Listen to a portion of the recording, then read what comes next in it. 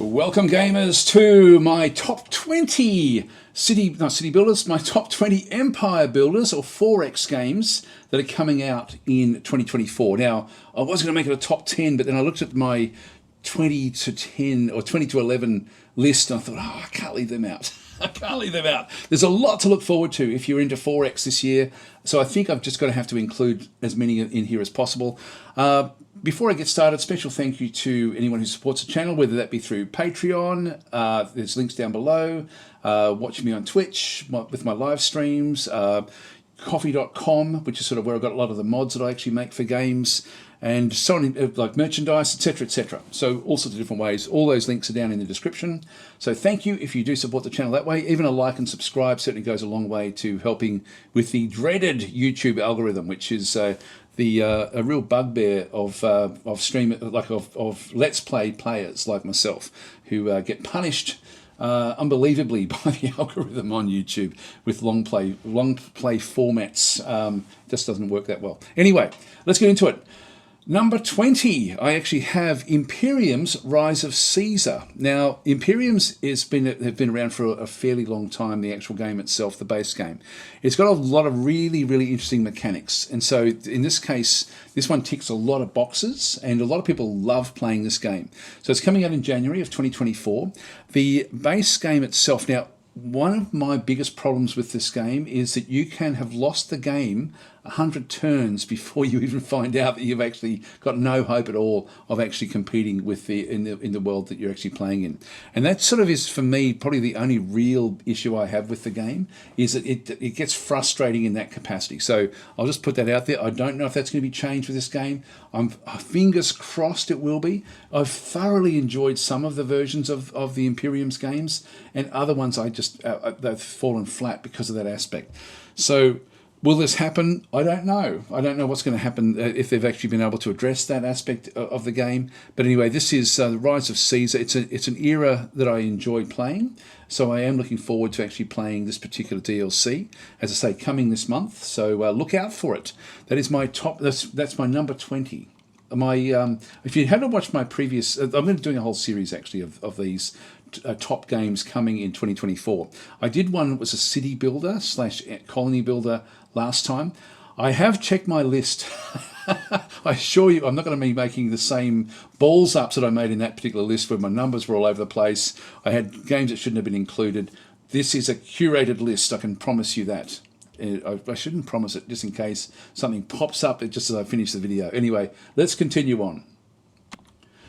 For number 19, I've got Millennia, which is actually coming this year, so coming soon. You can see the release date through there. Create your own nation in Millennia, a historical turn-based 4X game that challenges your strategic prowess across 10,000 years of history, from the dawn of humanity to our possible futures. Now, I will actually point out, I have very much a dislike for games that go through eras. I much prefer them to just have like a steady tech tree, and that the techs don't actually have wildly different sort of aspects to them.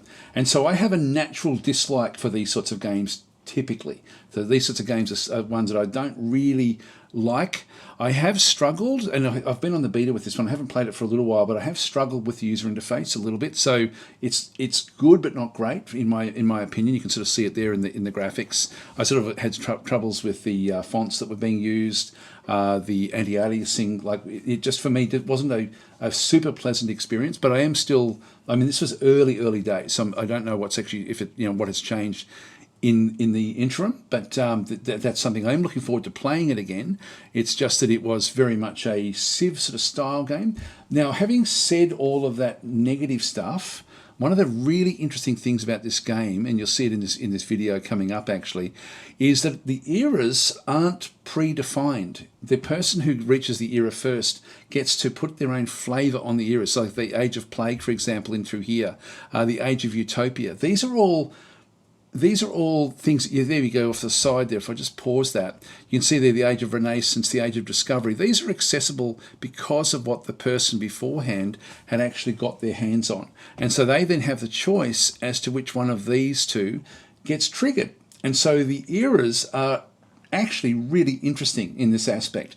So even though I don't like era-based games, I think that this is going to be a game that a lot of people are going to really like. I've seen it called the Civilization Killer.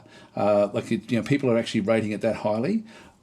My own personal preference, it pulls it down a bit because I tend not to like these era type games, but I find that this mechanic of actually having the being able to choose your own era as you actually sort of hit all the different marks is going to elevate this game and make it a lot more interesting than just a stock standard going from era to era to era type game.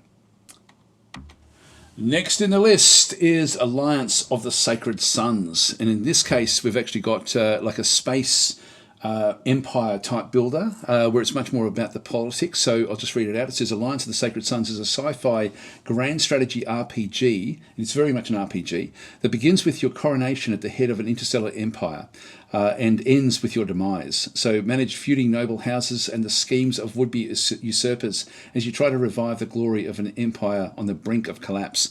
It looks very, very interesting, I've got to say. It's sort of one of these sort of games that is pretty low on graphics, but very high on the political and the scheming that would go on. It's almost like a Dune simulator, I would guess. And by Dune, I mean the actual the Dune lore of the whole empire, the whole galactic empire of Dune. This feels very, very much in that sort of category, which makes it quite interesting. But the graphics, the user interface and graphics for me do pull it down a little bit. I also don't know what the replay value will be like, but there are some interesting things in this game. In fact, even just the actual, it'd be worth actually going through almost shot by shot. I won't do it now, but there's a lot of good stuff in here where it shows you aspects of the game which are interesting. Like even just this little back in through here, for example. I'm assuming that these are all randomly generated, and then you've got like clusters in amongst these. So you've got the various constellational clusters of the suns back in through this other side, and then you're trying to then sort of pull these together. This for me looks great, as long as it is somehow random. If it's not random, then it's not going to be as great. But I think it is random. I don't know much about the game. Let's just continue on. So we go in, then we actually have even just the systems where we've got and I don't know what happens with these gravitational sort of aspects that we're seeing in the graphs in through here. I don't know what that means, how that one sort of then goes and works. I haven't really pulled this one apart. In fact, if we just go and pull that one up a little bit and have another quick look at this one, there's a lot to like about what's sort of showing in through here. Again, we'll just have a look at it through there. So it comes into Neo Sirius, New Terra back in through this other side. That's showing who the ownership actually is. So you're still taking over planets, but I just don't know how easy or simple that actually is. You've got sort of like different aspects in through this other side. Let's have a bit more of a look through. Again, we've got different types of biomes on the actual planets themselves. So you're colonizing. And then you've got the various. This is choosing your visage. What do people see when they look at you? Look you past the Guild of the Crown. So you've got like the different sorts of setups in through there. The various setups in through here. This for me sort of worries me a little bit that there may be less randomization in the game or less customization. It sort of looks a little bit like it's preset, and I don't know if I like that one. Again, you can sort of set things up, but it looks like it's within parameters. So the replay value for me is a big unknown. I don't know what that will be like. And so again, I may have underrated this particular game. But there's a lot to like about it does show. I just don't know how much of it is random or how much of it is customizable. But it looks like a very interesting game coming up. Certainly one that I've been looking at with a lot of interest over the last year. Actually, it sort of keeps on coming up time and time again when I'm looking at games and I'm looking forward to playing. That's due to come out this year. In slot 17, I've got Kingdom, Dungeon and Hero. So this is lead your kingdoms, protect your lands, conquer your enemies, stop the fallen god Drael, collect the Unity ruins and to prevent the corruption curse from destroying the realm. Armies keep you in power, heroes do your bidding, and adventure to defeat the horrific creations of the curse. Now, I'm not exactly sure how much you actually get to do beyond just the overworld, like sort of like a pulled out version. So it's sort of, it may be a little bit a little bit sort of like just very much hands off, so without sort of tactical battles and things like that. I think it's you just basically attack with a group, you get a result, and you go from there. That's what it looks like for me. This is why it's not higher rated in my list of things that I'm looking forward to. I know a lot of people are looking forward to this one as well, but for me, it's just I just don't know. Like it's sort of there are some good games in this sort of genre where they don't get too involved in the actual combat, but you know, in this one it's always a bit of an unknown for me as to whether I'm going to enjoy it all that much. But this is Kingdom Dungeon and Heroes, so. What have we got here? Yeah, Lead Your King. We've done all that sort of stuff. Again, Stop the Fallen God Drael. That's not random. How much story-driven content is there? I don't know. As a fantasy strategy adventure game, immerse yourself in the realm of horrors. Yeah, blah blah blah. It looks interesting. It does look interesting. Build and configure armies and navies up to 6 units against the enemy. Assign a hero to lead it, but I don't know. I think it's just played out in. It's sort of abstracted, you know, like it's not even, I don't think you've got much choice in how you actually then play out those particular combat. So I'm not sure about this one. This one is one of these ones where it's a fingers crossed that this one will actually be a great game. For number 16, I've got BOC Birth of Cultures. And so it says BOC is a historical 4X strategy game. Play on diverse planets with climate simulation and non-linear progression over the last 60,000 years of human evolution. Develop your own ancient civilization. Start with a nomadic tribe from the last ice age. The graphics is being played at like maybe 10 times the speed of what, I don't know what's going on there. It looks chaotic. So the graphics, the actual video doesn't do very much at all for trying to understand what the game is like, I'm guessing. So nothing much is really presented there. But it does look like an interesting game. So this is one, again, that I know a lot of the community is looking forward to. So I've included it in my list.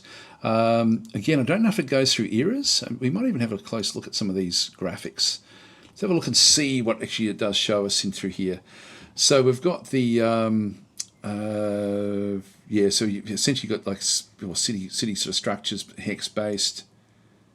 It looks fairly basic in this sort of sense. Don't know if there's going to be what the eras are going to be like. I hope there's not eras. I like the look of this. I really like the look of this. I'm guessing it's random planets. And that for me, this screen here really does excite me when I sort of see this one. But not these ones don't, I've got to say. Like they seem very basic. This is sort of a bit more zoomed in. So yeah, really unknown. World map size, world types, like Pangea, continents, archipelago. So these random maps, that's great. This looks great as well. Yeah, a lot to like, I think. A lot to like, but a lot of unknowns here as well. So this is so it's gone back to typical Earth, different things, and through here these are different cultures. There's a lot to play there as well. That's good. Looks interesting. Yep. This is the road map for it, which is looking interesting as well. So content planned during early access. Cool. So I think this is another one of these ones I just don't know. I don't know enough about it, but it does sound interesting. So we'll keep an eye open for this one as well. It looks like it's already into early access, but I'm not sure if it's open early access at this point in time. Main features, so a vast world to build, yeah, blah, blah, blah. I won't go through all that. Anyway, that's up there with the list of games to look out for 2024. Now, number 15 is one of my favourite games of all time, Age of Wonders 4, with the DLCs that will be coming this year. There's going to be a few of them coming this year for this excellent game. I absolutely love this game. It's a game I can just keep on playing and playing and playing. Having said that, I always sort of preface this and sort of say that there's a lot of you out there who tell me that they get bored with it. I don't, but some people do. They find that the replay value is not there after 1 or 2 runs at the game. It's still a lot of time you can spend with the game, but it's not. The replay value is suspect. Now, I don't find that personally, but other people do. So I'll just report that. I'm trying to sort of keep it so that, yep, that's what people are saying.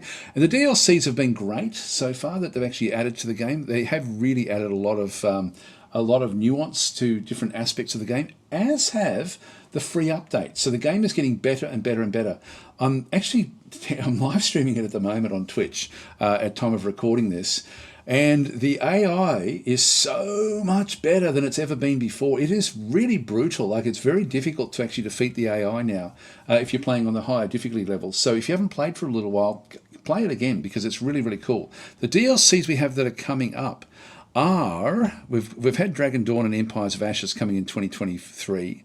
In 2024 we have Primal Fury. So this one here is Channel Nature Spirits in the Age of Wonders 4 Primal Fury content pack. So create races using new beastly forms and primeval culture. New tomes of magic, tap nature's hidden powers and the Fey realms. Your surroundings contain new forms of wildlife, creatures and bountiful resources. So there's interesting things in through there. The thing that I think I really like a lot about that one is the potential for Fey units to be coming into the game. That's something I do like in games, like Pan units and satyrs, dryads and naiads. I don't know if that will come in, how that will be sort of approached, but that for me sounds interesting with this one. But it's probably going to be more about animals, I would guess. So being able to sort of do more with animals with the actual existing factions, I would imagine. Not really sure about that one. Then we've got Eldritch Realms back in through here, which is also coming, I think, in the second quarter of 2024. So the Age of Wonders 4 Eldritch Realms expansion opens portals to realms filled with arcane marvels and unspeakable horrors. New forces threaten the rule of the Godir of Magehaven. New story content, strange monsters, new racial forms, magical realms and locations bring a new dimension to the game. Now, the way it works with these, just to sort of put this into perspective, the Eldritch Realms will be the bigger of the two. Okay, so we're going to end up with the Primal Fury is going to be sort of the same as Dragon Dawn. Now, I really like the Dragon Dawn additional stuff that brought the dragons in as rulers, but it won't bring a whole new faction in, even though it's mentioning Fey for Primal Fury. So this will be very much like Dragon Dawn, the same sort of impact that it'll then have in the game with. It will be recruitable animals, I'm pretty sure, will be the thing that will mainly be coming from that one through there. The Eldritch Realms, though, will be a major update, like the Empire of Ashes was. Empires and Ashes brought in a new faction, for example, and a whole lot of other stuff as well. And Eldritch Realms will do the same sort of deal in through there. So this will be another major addition to it. Now, I guess we've got to talk about a little bit about the elephant in the room. This is a Paradox game, and I guess one of the fears, and I will talk about this because it does get asked a lot when I'm streaming the game, is Paradox Interactive tend to push a lot of DLC out for their games. I was worried when I saw how fast the DLCs were scheduled for Age of Wonders 4, because they literally had a new DLC coming out every 3 months. Now, does that mean that there's going to be a whole plethora of different DLC coming for over the next years? I don't know. I hope that it's still going to be meaningful DLC and it's not just going to be, like you saw back in there, I should actually mention this as well. There is actually a Archmage Attire DLC. This one actually had come out a long time ago, so don't worry about that one. This one was actually coming out for release. I think that was like a reward type DLC. It's not something that you actually, I think you can buy it if you wanted to, but I'm hoping we don't end up with a mountain of these sorts of DLCs. So that's actually what the fear is. So my hope is that they keep them meaningful with the DLCs and not just bloat it with stuff. Let the modders do their stuff, like, add different things to the game.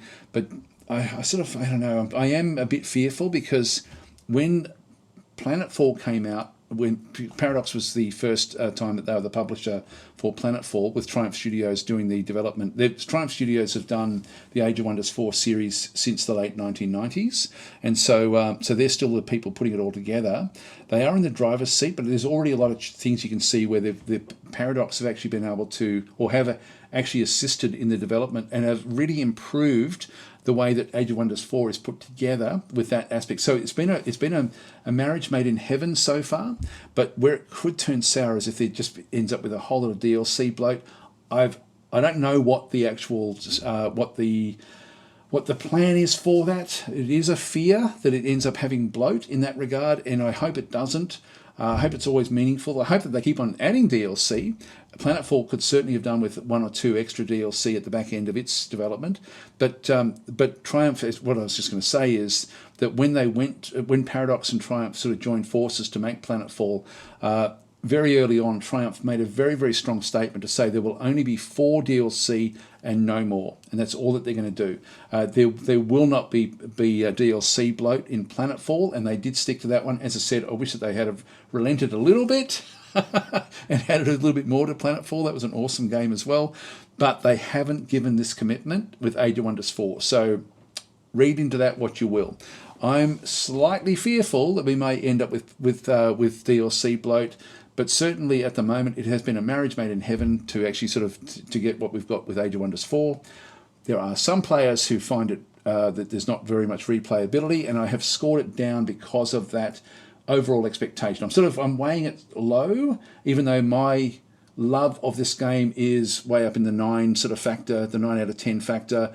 I've had to sort of temper the other aspects, like the replayability aspect, for example, based on what people are telling me, even though I personally find it incredibly replayable, and I have so much fun with this game. It's one of my favourite games. Anyway, I don't want to talk too much about these lower numbers. In fact, I don't want to talk too much about any of these games, because otherwise it's going to be an extremely long video. Next to the list is Fragile Existence. So this is this looks incredibly interesting. Now, I know nothing about this game other than the fact that it looks really, really cool. So it's another space aspect, another space sort of. I think I don't know if it's a colony builder or an empire builder. It certainly looks interesting. It may even be something a bit more like Supreme Commander sort of style game, Command and Conquer, something a bit more like that. I just don't know. It certainly looks like it's a real-time game. So save humanity from the brink of extinction is a sci-fi strategy game of survival. Travel amongst the stars to seek out resources, establish and develop colonies, sustain civilization, and grow your military might to push back against an overwhelming threat. Looks really interesting. It's certainly a base builder there with what's going on, but it looks like you've got empire building aspects to it as well, which is why it's in my list. It would rate higher if I knew more about it. There's just too many unknowns for me. It looks great. If we have a look down, there's a few little things in here that did worry me a little bit in the descriptions. Flight of Survival. Let's just see if I can see where it is. There was something about the real-time battle for resources. Traditional RTS systems such as base building and unit management on the surface introduce a complete different set of mechanics compared to your operations in space. That does sound interesting. I hope it's an active pause. That's something which would be good. It did say something, and I can't see it in there. I don't want to spend too much time with this one, but it looked like once you set things up, it basically just follows what you say blindly, and I don't know if that's a good idea. Anyway, it looks very, very interesting. It would rate higher if I knew more about how it was all put together, but I had to sort of just give it a safe rating, so it still ends up in the list, sort of, but not in the top 10. It does look interesting though. It looks really, really fascinating. So, looking very much forward to. There's so many Hooded Horse games that we're looking at this year. It's like there's so many good ones coming out. Anyway, let's go to the next in the categories.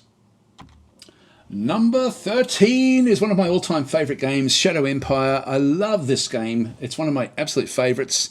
Why it doesn't rate in my top 1 or 2 games for the anticipated games for 2024. Well, first of all, it's already been released, but there will be more content coming. There's always content coming. And even just in recent months or even weeks, there's been some really big changes just in the open beta of the game. So there will be some major updates coming in 2024 for the game. There may be some other DLC coming as well. So I'm not sure about the DLC, but the plans for this game are unbelievably good and unbelievably big. So why isn't it in my top 1 or 2? Well, for my own personal preference, it is in my top 1 or 2. It's way up there. This is a 9 out of 10 type game for me to play.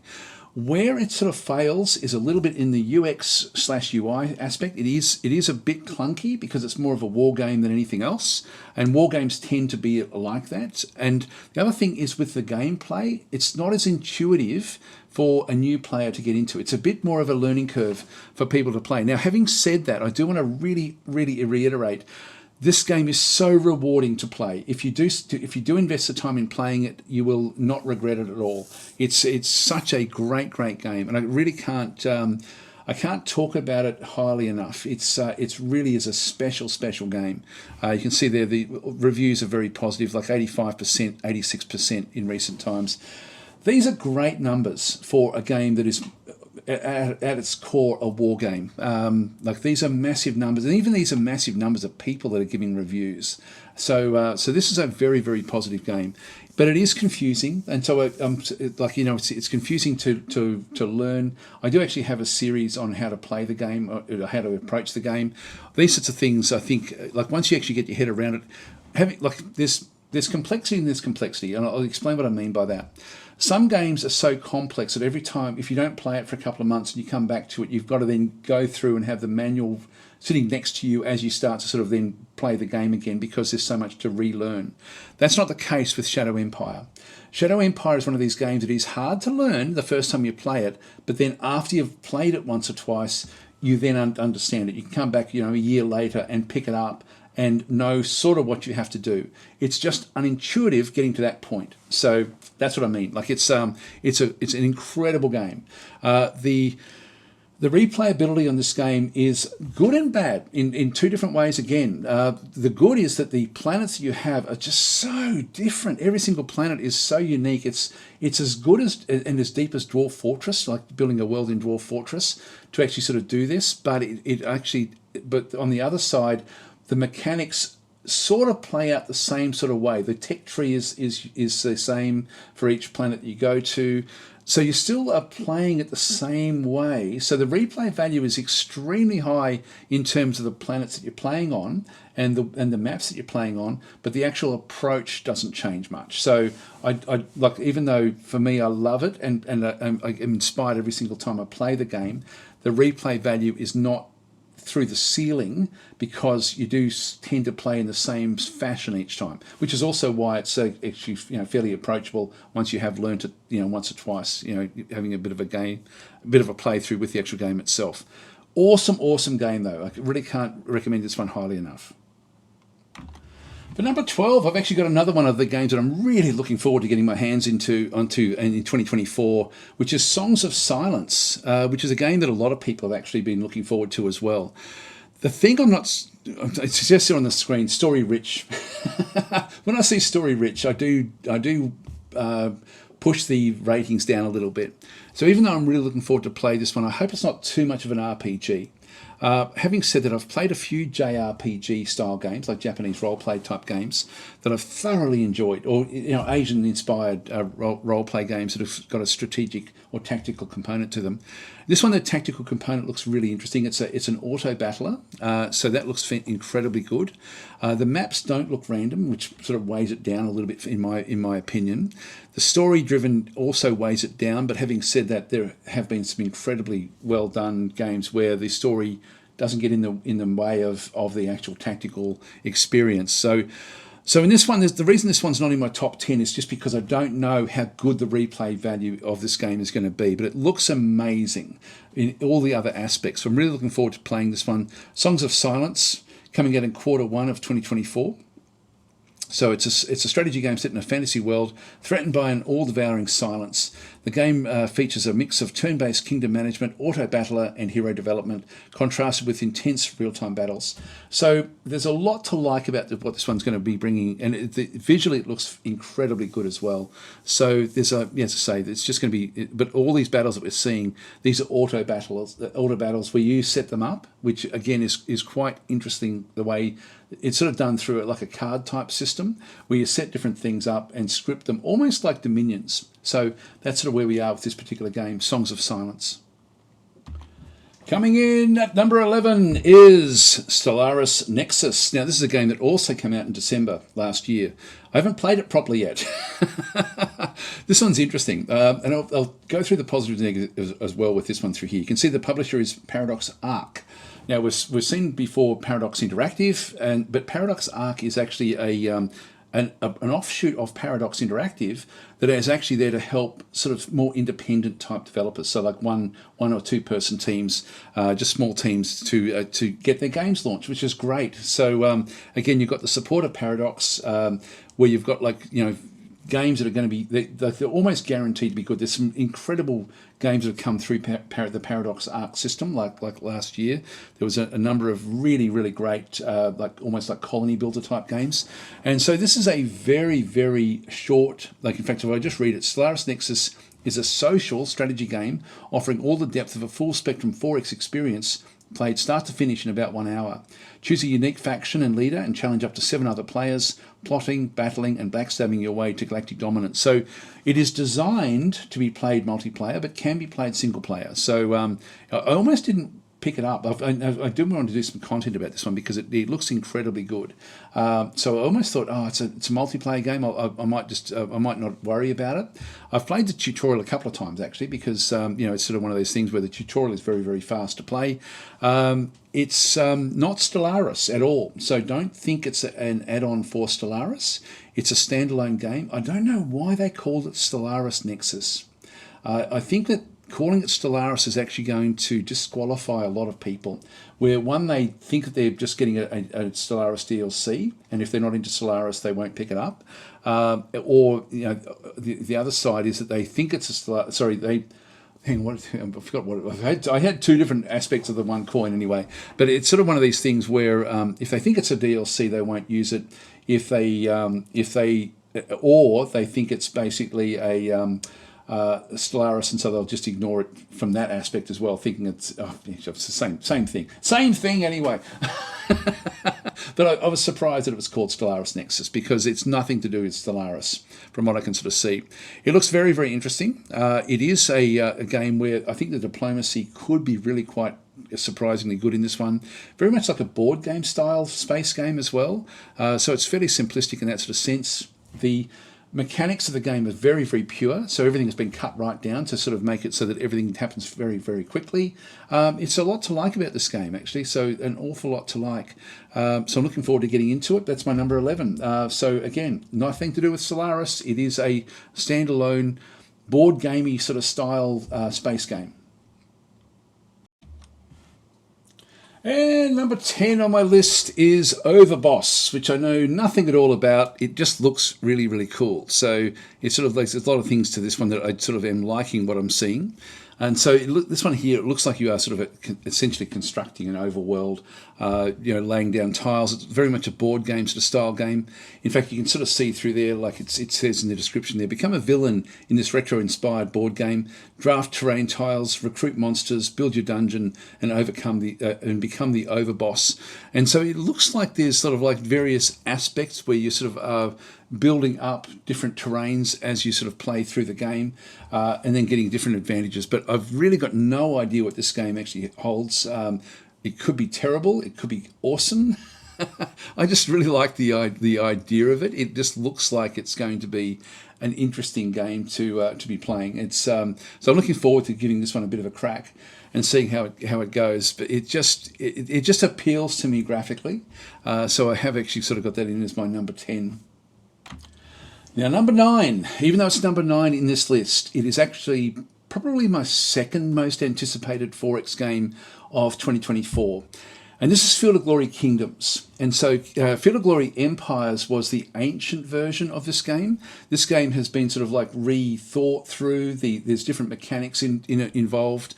If anything, it's a bit simpler than Empires was, but it's still going to be a complex game. So just be aware of that one. I'll just read this one through. So politics, religion, war, they're nothing without a legacy and that can stand the test of time. Lead any nation and turn it into a mighty kingdom in one of the most compelling grand strategy games ever created. And that is not a light boast. That is actually fully what this game does do. It's incredible.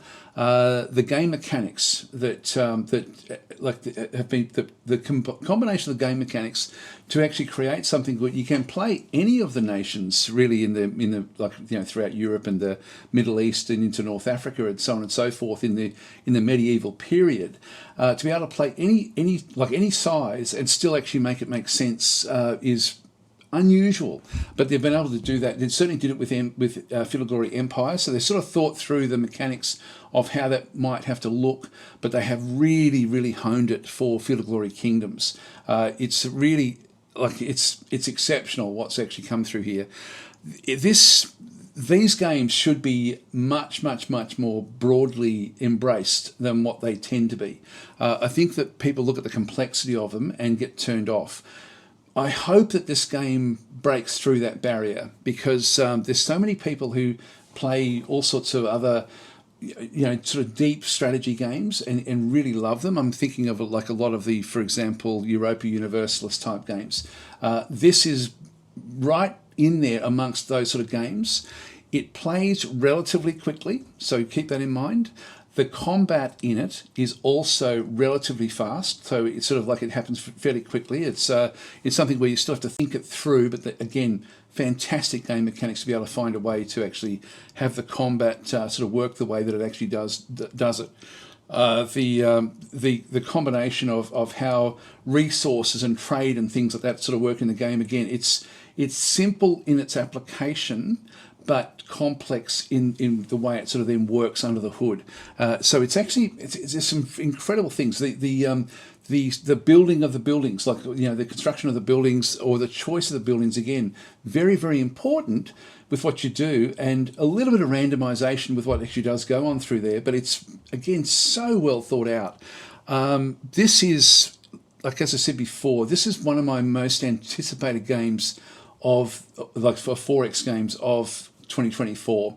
Personally, I've got it down in this low in the list because of, I guess, the complexity is a part of it. But it's going to be a work of art. So in reality, it should be up near the top. And I sort of feel bad. When I judge these things, I was sort of thinking, look, it's a complex game. So with that complexity in mind, it does pull the weighting of my scoring system down a little bit. But overall, I couldn't recommend this game highly enough.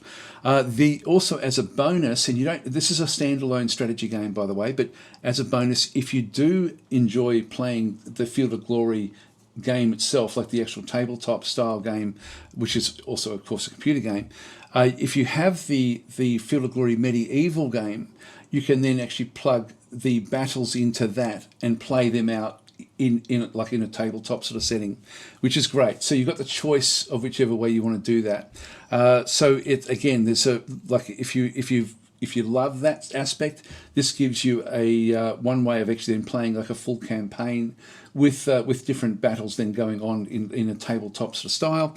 But you don't have to, so don't feel that this is sort of stuck in that sort of area. I'll just see if it mentions any of the other bits and pieces down through here. 375 factions. So this is actually massive, isn't it, when you look at this one through here?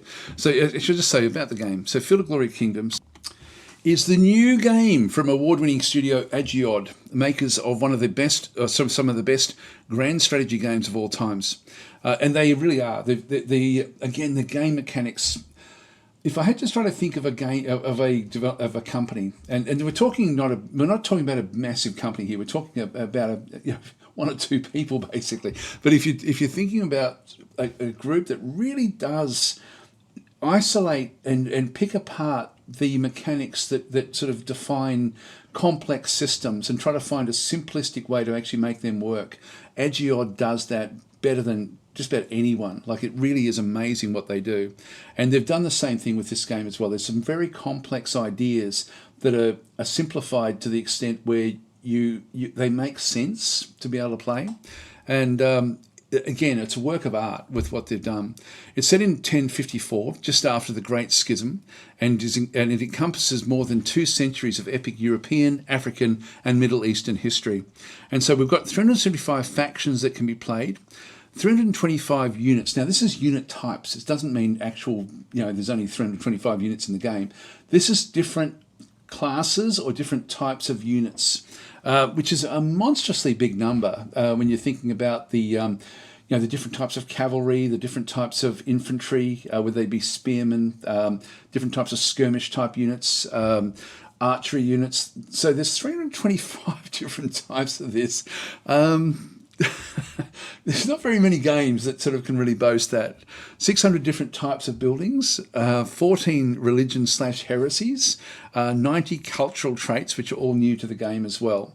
Authority and disorder, so administer your royal domain with the new authority concept, keep your population and vassals under control, promulgate edicts to construct buildings and declare wars on your enemies.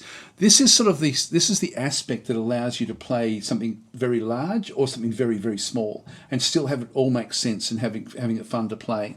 The scaling of the different factions that you can play can be tiny up to empires, and again it's this combination of the game mechanics that Agiod puts into their games, and particularly into this sort of game, unbelievably good to be able to find a way to actually make that one work. If you do like the essentially the paradox type games like the Europa Universalis or those sorts of games, you are going to love this game. So dynasties and characters. As a ruler, prepare your succession by siring an heir with your spouse or any one other person of your choice. Having an heir is by no means a guarantee of a peaceful transition. And so that's sort of sounding very much like Crusader Kings. This game Crusader Kings is very much about family, about politics and that sort of thing. This game is much more hands-on with that side, and also with the construction of your empires, and with the actual armies and the battling of the actual armies. It's not as abstract as what Crusader Kings is in that sort of like that combat sense, if that makes sense. That's sort of where this would then sort of fit. Religion. Have a neighbour with a different religion will create tensions. I'll just skip through some of these. Regions and populations. There's a lot in here. Administer your population from the lowest peasants to the prestigious, powerful and troublesome nobles. These are all different pops, I guess, that you actually have throughout your empire. The social ladder is difficult to climb, and your ability in keeping social classes under control is paramount to success. Warfare. Keep your borders protected and build an army of expert combatants. Knights, sergeants, spearmen, crossbowmen and many more types of units can be used to fulfill your objectives. Well, there's 325 different types of units. Field of Glory 2 integration. This is the one where some people get confused about this. So if you want even more direct control, Field of Glory Kingdoms lets you export and load your battles into Field of Glory 2 Medieval and then load the results back into the game. It doesn't mean you have to do that. If you don't want to, you don't have to. And a lot of people who play this game don't like doing it that way. I like doing it sometimes. It's sometimes it's fun to go off and spend a half an hour to an hour playing a battle out, but most of the time you can actually just play the battles out in like 3 minutes within the actual game itself. Multiplayer, and once you think you're ready to be challenged, play against real opponents in one of the largest asynchronous multiplayer systems ever created. So don't know if I'll be playing that one. It seems too big for me for the multiplayer side of things.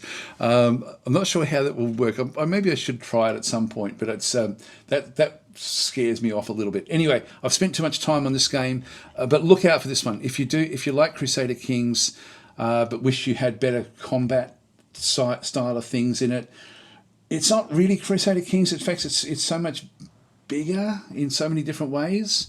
Anyway, I hope I've done the sell job with this one, because it does deserve it. And oh my God, here it is. This is actually my personal most anticipated game of in the 4X area of 2024, and that's Dominion 6: Rise of the Pantocrator.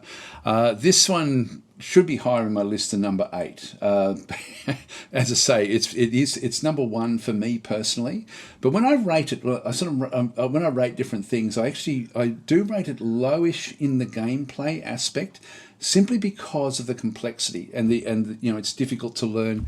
This is one of these games where you could play it for years and still be learning things. And so I do take that into account when I'm putting these lists together and weighting them. I don't overthink it, and I do have one quarter of the weighting system is my personal preference, and this one would be number 1 in this list if it was just that one column, but it's not. This one is number 8 in this particular list because of that complexity. Dominions is an incredible series of games. It's sort of been classified as the best strategy series of all time. And it really does that still holds true. And Dominion 6 is by far the best version, like the best number of any of those, in any of that particular series. So Dominion 6 changes a lot in the base game. I won't go through all the changes in here, but I'll just read what it sort of says through here. So in Dominion 6, you take control of a powerful being that rules a nation and aspires to godhood. The type of pretender gods can vary from magically powerful archmages to old dragons to an enormous tree. Dominions is a deep 4X turn-based strategy game with a very large variety of spells and units. Again, if it's got the numbers, I don't know if it'll actually show the numbers in here because they may not have even got that one through there. Is it going to give us numbers? It probably won't. It's an enormous amount, anyway, of units. Again, this is one of these games where there's just so many different ways of playing it. I mean, it multiplies upon itself with the choices when you create what's called the pretender god. And you're trying to become the Pantocrator, becoming the actual supreme being by destroying all the other pretender gods, so that you're the only one left standing. So there can be only one. Well, sort of. There is different ways of playing the game, but this one, in this case, you select a chassis to sort of deck out with magical abilities, and even just that process has such a massive bearing on the game, let alone the actual faction that you choose. And there's so many different factions in this game. I would say it's about 100 different factions, which are uniquely different. Plus, you then multiply that by this amazing number of different leader styles that you can actually have in charge of these with the magic combinations as well. It's really an amazingly deep game. It's too deep, and this is why I pulled the numbers back a little bit so that it's not at the top of this list, but for me it really is number one. So this is right at the very, very top. I don't know if it's going to give us numbers. Will it give it? No, it won't. There's more stuff to be added in the upcoming months. So it's monstrously big, and there is a complexity to it. It's a game that you can actually pick it up and understand it if you play certain factions initially. And so I'm making a tutorial series in YouTube for this game. So I'll be sort of putting together something where I hope that will make it approachable for new players. The mechanics have changed a lot in version 6 as opposed to versions 4 or 5. There was a lot of people actually didn't see much value in going from 4 to 5. I think there was a lot of value because they certainly made it easier to understand. But in version 6, you really will see the difference, like between 5 and 6, as opposed to 4 and 5, if that makes any sort of sense. So again, if you're on the fence about a game, a lot of people actually, this is the game that they're most looking forward to this year as well. So it's right up there. It's coming out on the 17th of January if you're in Australia, 16th of January if you're anywhere else, pretty much. So it's usually when you see these dates that do pop up here. I'm in Australia, and these are usually a day later in terms of the actual release date than what the actual date is. So 16th of January is the official release date, but because I'm a day ahead, I have a day's penalty. It still comes out at the same time, but anyway, you know what I mean. You get what I mean. But this is a game, as I say, embrace it. This is something really going to be very, very special. And number 7 in my list is Zephon. So from the developers of Warhammer 40,000 Gladius, Zephon is a post-apocalyptic 4X strategy game built on Proxy's unique tactical combat system. Guide survivors through a turbulent future, navigating unexpected disasters, eldritch horror, and cyberpunk monstrosities. What will you do to survive? This is a game that they've had a demo version out for people to sort of have a bit of a play with, and where they had just like a bit of a cut down sort of version for people to sort of have a bit of a look at. And it's much, much more than just a reskin of Gladius. Now, Gladius is one of my favourite games of all time. I absolutely love it, and it's the AI in Gladius is really, really, well scripted. The combat system is really quite nice. You can see even on this one through here, it looks similar to Gladius. There's more going on in Zephon than there is in the Gladius system. But I'm really looking forward to this particular game. It's yeah, as I say, it's going to be an interesting game, and I haven't played enough of this one to really give it a good go. But I'm really looking forward to it when it does actually drop. So this is actually another one of my games that I'm so looking forward to playing this year when it does actually come out. I'm not sure when what the date is going to be that it does release, but look out for this one. It's going to be exceptional. The game is played all on one map, so the tactical battles are played on the strategic map essentially. So you are playing very much like Gladius. I think if you enjoyed Gladius and you enjoyed it for the combat system, you will love Zephon. If you enjoyed Gladius because it was Warhammer 40,000, you may have a bit of a disconnect. I'll just put that out there. So, however you embraced playing Gladius, just take that into account. It may frustrate you a little bit if you are wanting Warhammer 40,000. This is not that at all. It's really quite different. I thought it was going to be something a little bit more like a re-look at something a bit like Armageddon Empires, which is a really old game, which was an incredibly good game, sort of set in the wastelands. It's not even that either. It's got a little bit of that, just a touch, and it's certainly got the combat systems from Gladius running rampant throughout this particular one, but with a whole range of other different sorts of systems in it as well. Anyway, Zephon coming in 2024. Not sure what time of the year it's likely to drop, but certainly a game really, really worth watching, and particularly if you did like Gladius. And Gladius, as I said before, one of the best strategy games of all time. And next in the list, I've got Sins of a Solar Empire 2. Now, this actually did come out on the Epic Game Store, but it should be coming to the Steam Game Store, or so Steam sometime in 2024. And so I wanted to sort of include this as a 2024 game. What Stardock have done with the games that they have actually given the 1-year exclusive to the Epic Game Store is they've then brought something much, much bigger into Steam when it does come to Steam. And so this Sins of a Solar Empire 1 was an exceptionally well-received game, and Sins of a Solar Empire 2, I think, will sort of deliver on the same sort of aspect. So my weighting is based on that. I haven't played the version 2 of this game. I'm looking forward to it. This is essentially a real-time strategy game set in space, which I don't particularly like real-time strategy games, but for those of you who do like real-time strategy games, I think you're going to love this one.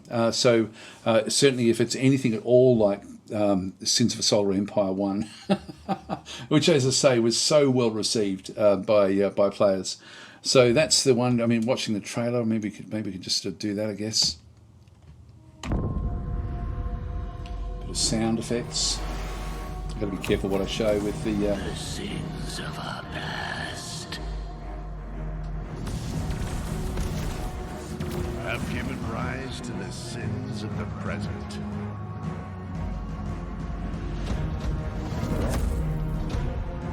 and soon the future.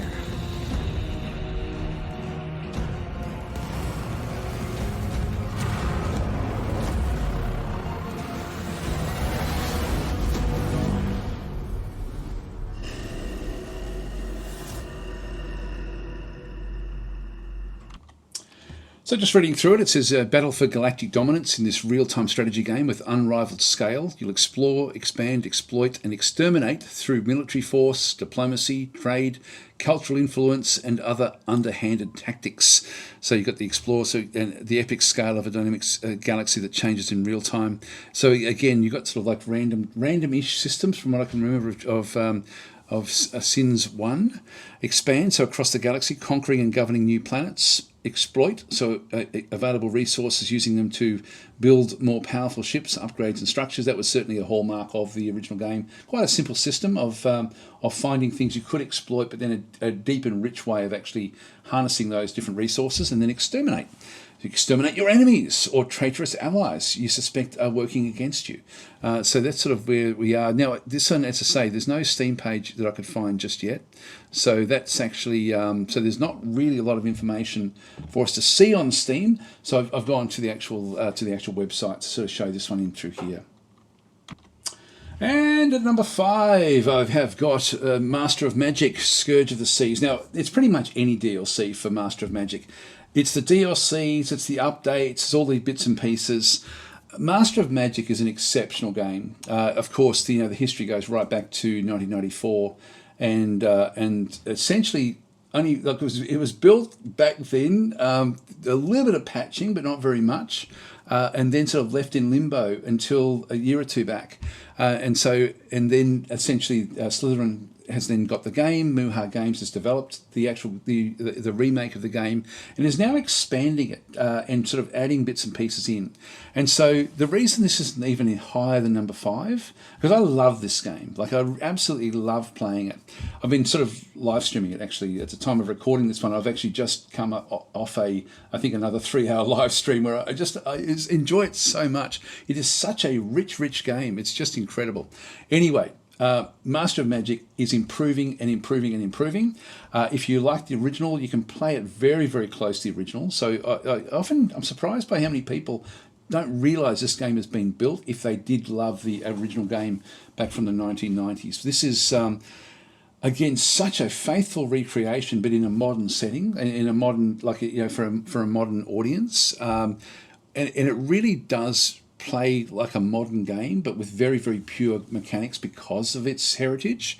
So it's a game that everyone should really have. Like, if you like Fantasy 4X, if you like Age of Wonders, I mean, this one, okay, I always get asked, what's better, Age of Wonders or Master of Magic?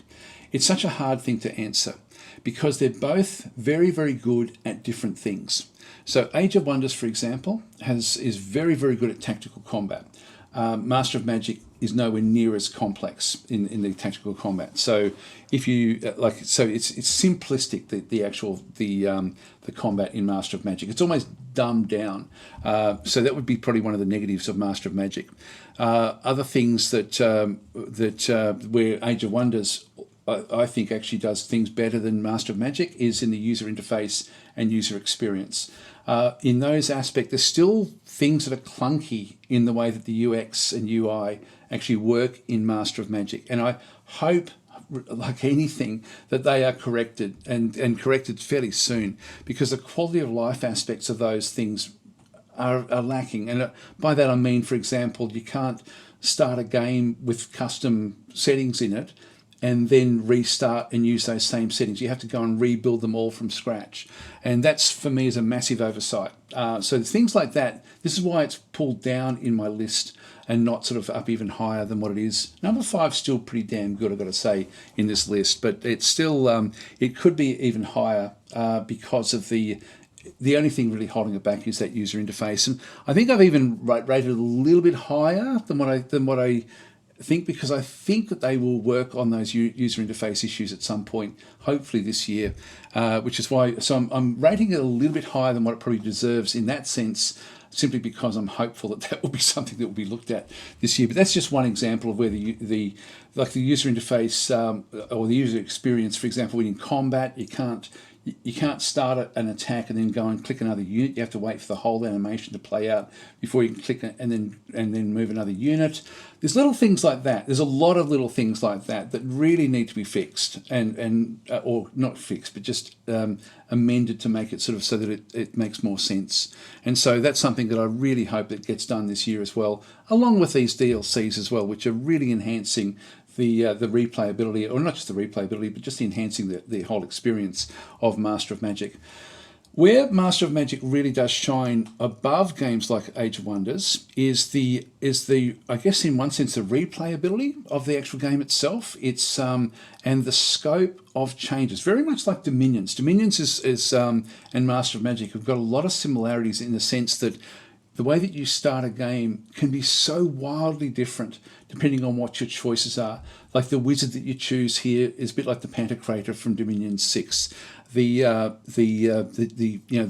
selection that you actually make of the perks that they're going to get, the different schools of magic that they're going to be focused on, dictates so much about what happens in the game. And then you've also got every faction is just so unique. Again, like Dominions, but not like Age of Wonders. Age of Wonders, each faction is a little bit more sort of like, sort of all just squished down into one sort of layer to a degree. There's a little bit of differentiation, but nothing like Master of Magic. And this is where like Dominion shines, Master of Magic shines, but Age of Wonders does fail in that regard, in my opinion. Again, I love all of these games, but this is the differences. So Master of Magic, if you haven't played it, have a look at it. It's an exceptional game. So you can see that it requires the base game for this particular DLC, but I'm really looking forward to this. Just again, the changes that are coming with the game. I love it. I absolutely love it. I just hope that there's more quality of life things added to the game soon. And here we are at number 4, one of my all-time favourites, Distant Worlds 2. Love this game. Again, right up there. Number 4 is well deserved. And I don't know what's coming this year for Distant Worlds 2. Like, they've just had some big updates which have made the game so much better than what it was before. Again, this is another one of these games where the user interface and user experience is poorish, and could be, if it was just little things were changed and tweaked, it would sort of make such a big difference with the game. Also, the replayability is not there yet, but will improve as they bring in more content for the game. And so I'm really looking forward to what's going to come in 2024 for Distant Worlds 2. Again, I don't know what the order is that they're going to be bringing things in, but I think that they'll be working on the way that the pirates work, for example. That will actually really make the game dramatically different once that actually sort of comes, as well as the end game. I think the Shakturi expansion will be coming this year at some point. I'm not sure exactly when. So they're the sorts of things that will come, and I would imagine there'll be other playable factions for Distant Worlds 2. What a great game this is. Again, like what I just did before with when we were talking about what the differences are between Age of Wonders and Master of Magic. What are the differences between this and, for example, Stellaris or Galactic Civilizations? Where do they sit, and why? What mindset do you go into with these, and what's better? It actually comes down to what your preference is, and it really is like Stellaris and Gal Civ are both played very much like board games. Distant Worlds, you've really got to change that thinking. This is not a board game style game at all. This is a simulation game. And so you've really got to think of it as a sim. Now, we'll be doing a simulation series, and this game will then, again, feature in that particular list. But this is a Space 4X, but it runs like a simulation. It's a real-time strategy where the real-time aspect doesn't bother me at all in this game, whereas other games, they do. Like, for example, Sins of a Solar Empire 2, I don't know, like that. I may feel uneasy about the real-time aspect in that one. I know, in Distant Worlds, I don't, and I just absolutely love the game. It's so deep, so rich, and so simulated. You can let it run itself and do nothing at all, and just let the game actually just play itself, and you just watch it, or you can just bring yourself and inject yourself into very, very small parts of the game. It doesn't have to be thought of as being as anywhere near as overwhelming as what people think it is. That's the other aspect. With it being a simulation game, don't feel that you have to, and because it's a real-time strategy game, don't feel that you need to do your Zerg Rush sort of style approach where you do everything you possibly can as fast as you possibly can to get as far as possible in the game as you possibly can. The game is going to crush you if you do that. The game should be digested like a good wine, just slowly sipping away, appreciating it and just digesting it and letting it come to you, because it plays itself out to such a large degree, and then you just inject yourself in where you're interested. So there's no pressure with the game, and this is one of the things that I think people get wrong in their mindset it's wrong. You're wrong when you play it that way. I do notice that people who do play it though, where they're trying to rush things because they think they have to get ahead in certain areas. It's not a fun way to play this game, and that's the only advice I can really give you. Just digest it, let it come at you. It's a game that can be played tall. If you do try to play broad, where you're trying to get like lots and lots of different colonies, you're going to find your economy is going to absolutely tank, because those colonies, until they're built up, are a big drain on your economy. So once you actually understand the way that the simulation of the economy of the game works, you do need to expand, but you don't need to rush your expansion. And in fact, if you expand too fast, then all you're doing is presenting targets for enemies as well. So it's one of these games where, 1 or 2 worlds for a long period of the game is fine. It's eventually you'll get there with the other worlds, once your economy does build up. But it's one of these things where you just digest it and take your time with it. It's unbelievably good game, and the reason I've got it this high, I don't know what the DLC that's coming. I just know I'm going to love it, and so it's right up there. Again, there's still a fair number of user quality of life aspects of the game that really do need to be looked at. Like, one of the big problems with this game is the borders in the game. The borders are really horrifically bad, and the colour schemes for the empires are horrifically bad. Really big oversights. Another big aspect of the game, which I think that they were going to look at, but again, the quality of life things have had to take a step back while they've just been patching bits and pieces in the game, and they're trying to bring out content. So they're trying to balance these things of patching, new content, and quality of life. And so it's a difficult process when it's such a small development company to be able to then sort of do this sort of thing. But what was I going with this one? But yeah, some of these decisions that they've made, like for example, the way borders are handled in the game are abysmal. The way that even the way that the like for somebody to mod their own faction is incredibly difficult in this game. So it's not even just like, there's so many little things that have been put into it that make it that the modding aspect really awkward. And I hope that at some point they find a way to simplify that. One of the things, for example, is that they use a character system when they actually have the characters that's an animated sprite system, which is very nuanced. There's no, it's okay to have that as long as you also have a backup where you can have just ping files do the same thing, because the characters just don't matter in the game. They're such a small part, yet that's such a big barrier to people being able to build their own factions. It's and I know that they were looking at bringing ping files in rather than using these character animations.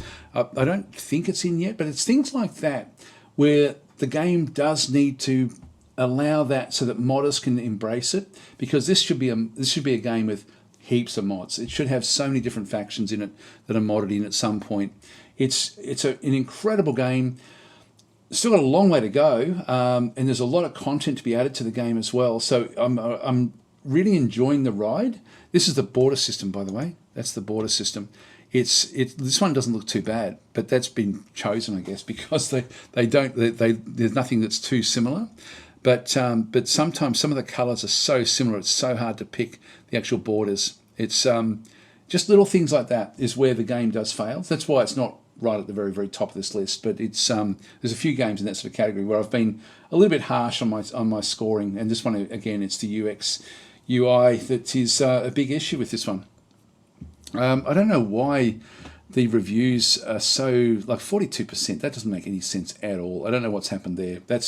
That is not at all a reflection on the game at all, not even slightly. The game is so good now. Like, it's got to 70% there for like mostly positive. It deserves well and truly in the 80s. I think it's the complexity of the game. As I said before, people coming into it assuming it's like Stellaris or Gal Civ, and treating it that way, and then getting frustrated because it collapses in on yourself because you've tried to do too much and it becomes overwhelming. I can only assume it's that. That is disappointing. As in, it doesn't deserve 42. It should definitely be in the high 80s, in my opinion. Anyway, let's go on to the next one. Number 3, what a game. This is going to be incredibly good. Solium Infernum. It's basically a board game, like an empire building board game, set in hell. So it says, take the infernal throne in this hellish turn-based grand strategy game. The Prince of Darkness has vanished, leaving archfiends to conspire mustered legions while intoning dark sorceries, devilish schemes, and Machiavellian plots. Who will be the new ruler of hell and ascend the throne? It's an amazing experience. Now, the original game, the original Solium Infernum, I forget when it came out, probably early 2000s, I think. And I loved that game. It was incredible. In fact, I've still got it because you can't get it anymore. The actual rights to that original game went to League of Geeks. And so they've actually now sort of shut down all of the, like any sort of semblance of that anywhere on the internet. I happen to still have mine from when I first bought the game. So I've actually got it, and I did actually fire it up to see what it was like in comparison to the demo. I can't wait for this one to launch. In fact, it's launching on the 15th of February. You can sort of see it through there, or 14th of February for the rest of you. And again, it's just going to be an amazing game, this one. It's just going to be, it will be so good. The demo was excellent, and so the actual game itself is, it's going to be, there's a lot of replay value in the game. I mean, everything, it just ticks all the boxes. It presents almost the same gameplay as the original game, but in a much more modern way. And so the user experience, user interface is so much beyond what it was back in the day. It covers so many of the things that were clunky in the original game, and of course does it very, very well.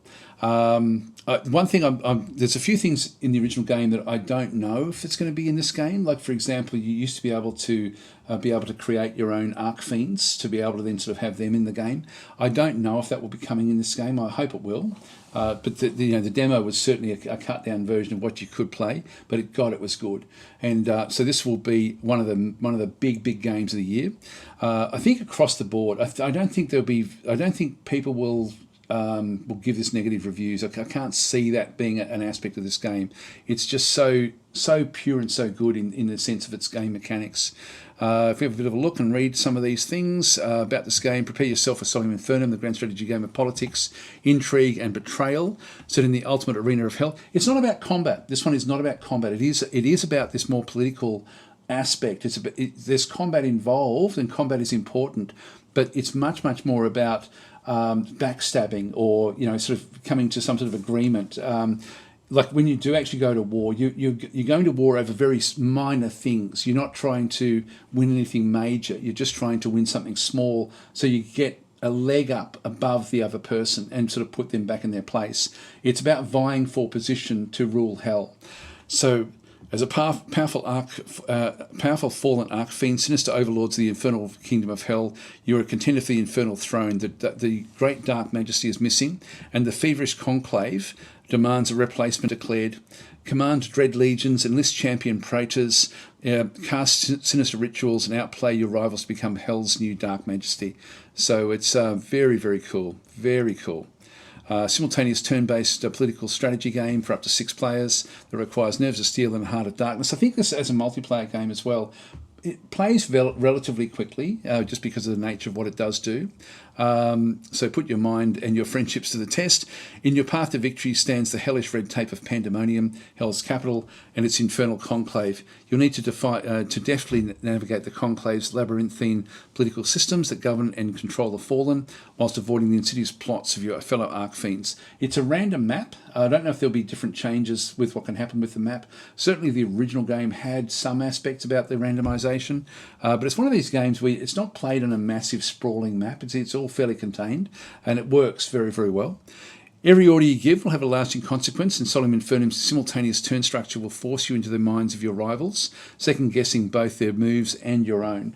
And that's a really interesting aspect of this game. There's so much to like about what this one does. You play as one of 8 powerful sinister Archfiends. Well, see, in the original game, you had the original Archfiends, but then you could make your own. So I hope that they will make it so you can customize it.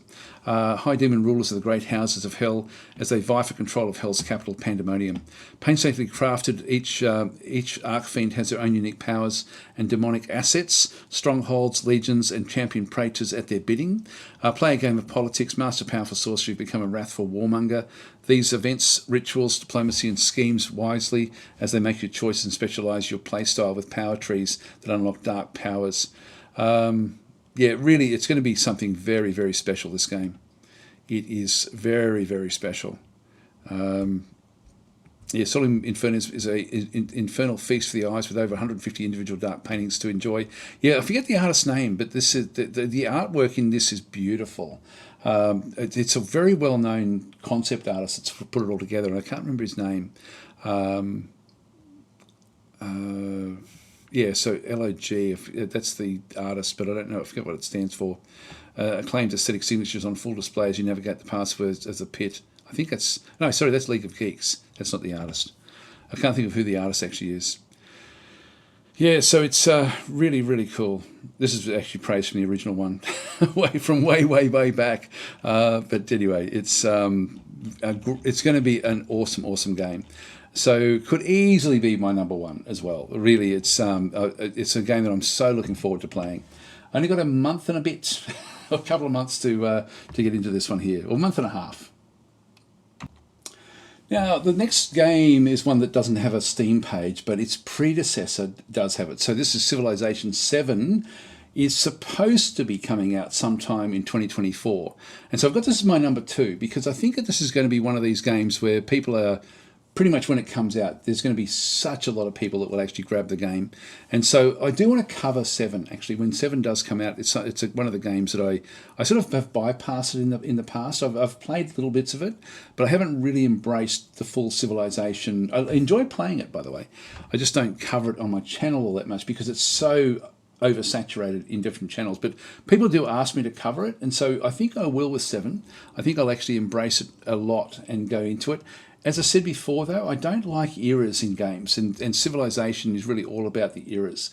And so, anyway, so Civilization 7, the rumour is it's coming in 2024, but no one knows for sure. It's sort of one of these things where it's it's a bit of a well-kept secret as to when it will actually come. But again, when it does come, it will be polished, it will be good, it's going to be fun. So anyway, that may be coming in the coming year. Again, the eras aspect I don't really like, but everything else I think will be exceptional. Now, I've actually got 2 equal number ones. I've cheated. So it's not really a top 20, it's a top 21 that I've actually got in here. So in number 1, part B, is actually going to be, or part A in this instance, is Yield, Fall of Rome. And this is one that I don't know much about it, but looking at the actual graphics, looking at the actual gameplay, it looks really, really cool. It looks like it's going to be very simple, very, very quick to be able to play. So it says a compact yet complete strategy experience where every choice matters. Rome is crumbling. Choose your favourite king and build your kingdom in the ashes of the Roman Empire. Let's have a look and have a bit of a read. But just the overall graphics looks very, very cool, the way it sort of is working in through here. With different, I don't know how many different factions there actually are. But it looks amazingly good for what it actually is. I love these sort of games, these sort of fairly simple little games. So Yield, Fall of Rome. Let's have a look down. Whoops, I'll just turn that off. Keeps on wanting to play. So I'll just pause that. No, hang on. I'll just quit out of that. We'll leave it there. We'll leave it there. So anyway, this where are we? Join the beta at this stage. Simple to learn. When is it coming out? We don't know yet, do we? No, just coming soon. But it does look very, very good. So simple to learn. Yield is a deep and rewarding 4X game that is easy to learn but takes time to master. Spend your time making those interesting decisions instead of figuring out what the game is about. Meaningful choices. No more boring endgame like in similar games. With revolution in the genre by... Oh, God, sorry, I'm going to have to pause this. There we go. Let's solve that. No more boring end games like in similar games. With revolution of the genre by prompting you to make the most meaningful choices possible in the least amount of moves. Compact 4X. We've designed the game to be compact, with each core battle being relatively short, but with numerous provinces requiring your attention. You may find yourself playing for longer than you intended, just to conquer one more province.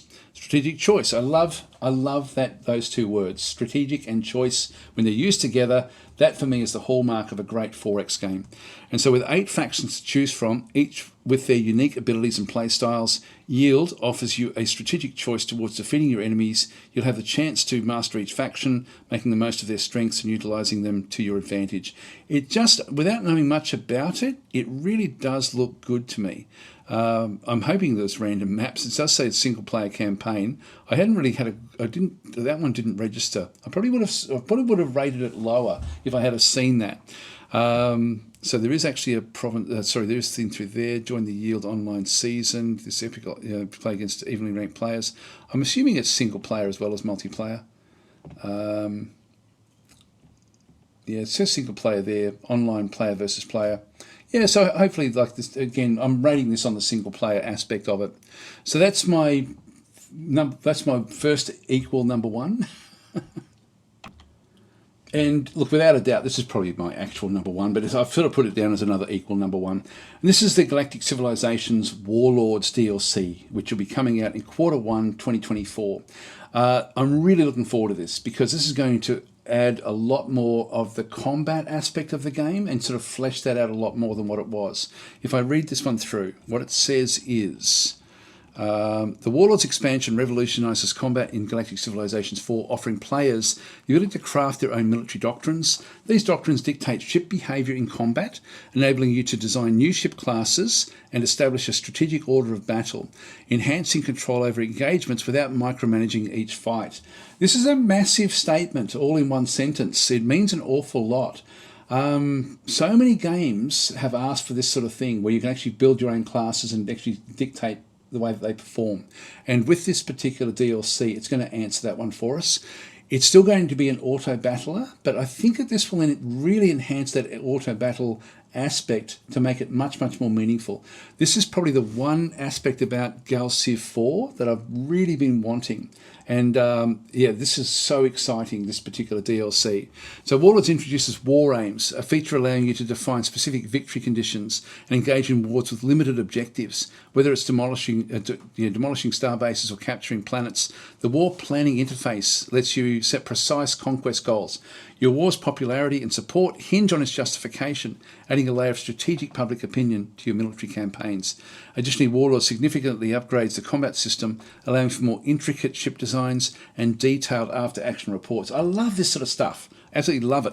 This paves the way for an intense arms race where every decision and design can tip the balance of power. Prepare for a deeper, more strategic warfare experience in the Galactic Civilizations universe.